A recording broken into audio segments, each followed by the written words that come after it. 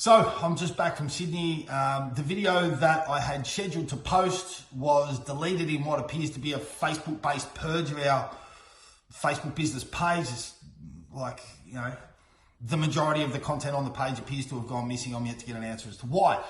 But I'd scheduled this to appear. It's not going to appear. I'd shot that video prior to trial. Now I'm going to shoot this one after to sort of live up to what I said I would do. Anyway, so here's some of the stuff that I was dealing with in the lead up to Snap's trial that caused me to doubt whether or not we would succeed as a team. Number one, Snap's in season and she'd become an absolute airhead. To give you two examples of this.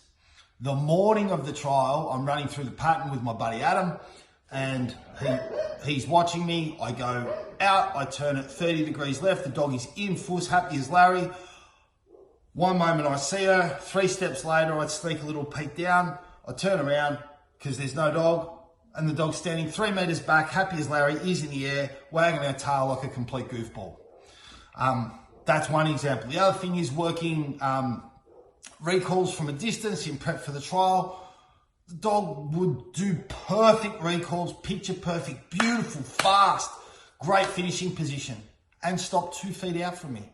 There's no reason that should happen. It's never been reinforced.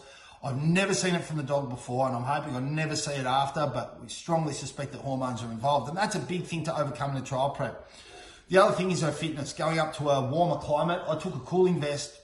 Turns out I didn't need to use it, but heat definitely did affect dogs in that trial on that day. And because Snap has what we suspect is a busted toe, which is really difficult to manage, she hadn't been running hard. So I had reason to suspect that she may gas out during her performance.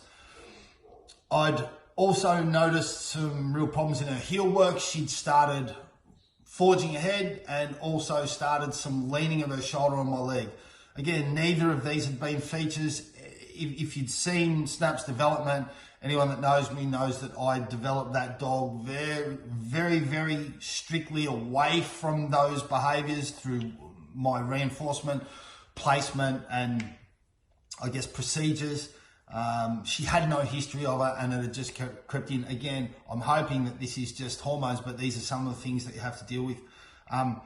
Also, lack of trial time, lack of prep time I was dealing with. For those that haven't followed, I took the trial on 14 days notice, which I felt was kind of optimistic. It worked out to be 8, which then worked out to be 6 because of travel days, and I was cooked for 2 of those days, right? I think that was the math, although we all know my math isn't that great.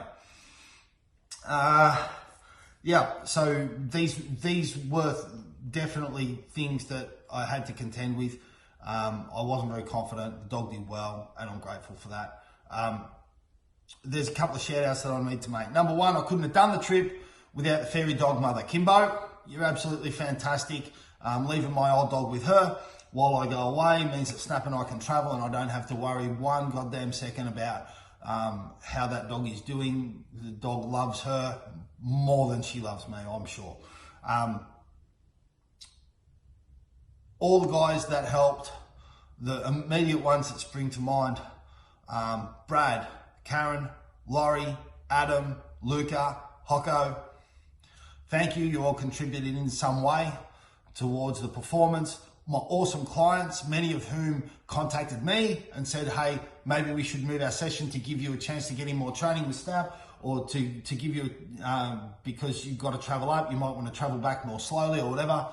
You guys are awesome that you would do that. I really appreciate it. And thanks to all my clients for bearing with me, because we did have to shift some appointments around.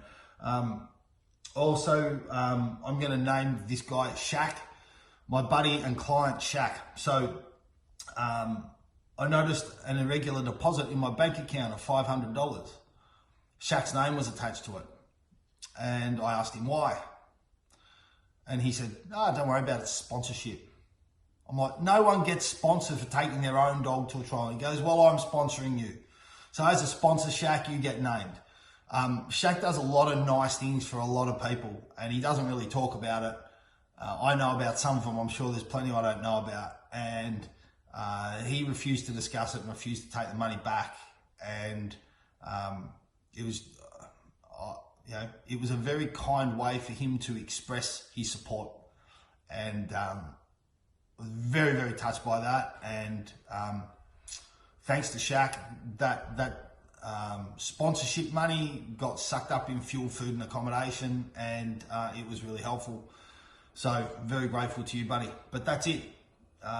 That's the wrap up for now. Do I suggest anyone do a BH with 2 weeks notice? No. And don't do it with 8 days notice. Make sure that you prep properly. If you're planning to do more with your dog than just the BH, the way that you train for the BH, you're really not training for the BH, you're training for the levels beyond.